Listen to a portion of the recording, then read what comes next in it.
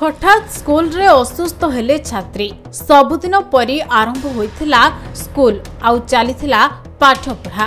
एही स्कूल चलीथिबा बेले एकाथरे असुस्थ हेले प्राय 17 छात्री। एभली एक अभावनीय घटना केन्द्रापड़ा जिला आली ब्लॉक सिंगेरी चक्रधर सरकारी हाईस्कूल रो आसीछि। पाखापाखी दिन 12टा समय क्लास चलीथिबा बेले श्रेणी रे प्रथमे 5 जण बेहोश होइथिले। परे एमिति आउ 12 जण छात्री असुस्थ हो पड़े। छात्री माने निश्वास नेबारे कष्ट अनुभव हेबारु विद्यालय शिक्षक माने सेमानंकु ऑफिस रूम रे बसाई मेडिकल टीम डकाइथिले। स्वास्थ्य विभाग टीम स्कूल रे पहुंची प्राथमिक चिकित्सा करी आली गोष्ठी स्वास्थ्य केन्द्र को पठाइथिले।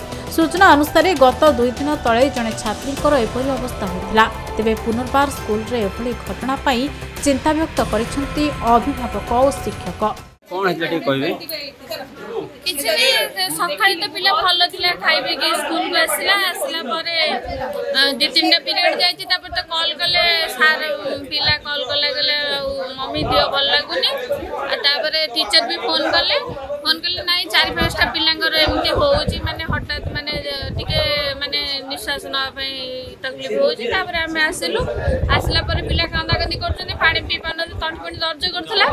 मैडम आसले डॉक्टर को डकैथिले सार डकैथिले डॉक्टर चेकअप करछथि। एबे केमती कोन कंडीशन अछि? एबे मैडम चेकअप करछथि बीपी चेकअप करछथि। चेकअप कला परे जाना पड़े पिला तो बसिलाडी माने आगु बसि परनथला हमर तले प्रथम पीरियड माने प्रेयर क्लास चलथिला।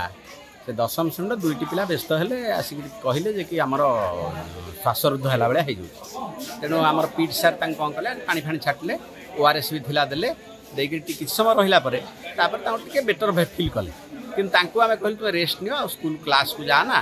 किंतु तारी 15-20 मिनिट भितर 3-4 जन पिलांकर से भेड़ी भेला गोटे पर गोटे आ तापर बाधे आमे मेडिकल टीम की फोन कलो आली की आली डाक्तर माने आछंती। तेनु से जहा देखुछनी कोन अनुमानिक 6-7 जन हेले। एबे आ जने 2 जन भी तार नेई गले के से भलो हे गले भी नेई जायछन गार्डियन माने आसी आ जने 2 जन टिके असुस्थ फील करथुले भी तांको नेई गले किंतु बेटर फील दे अछन। आ एबे तो डॉक्टर टीम देखुछि कोन तार करिवो निष्पत्ति नबो। आम यही अधघंटा तले खबर पाइलु जे चक्रधर हाईस्कूल कौन कारण 10वीं श्रेणी 17टी छात्री हठात गुरुतर हो पड़ते से कौन होती से आम देखापी आसलु हुए तो गरम गुड़गुड़ी होता पारे कौन फूड पॉइजनिंग भी होता पारे।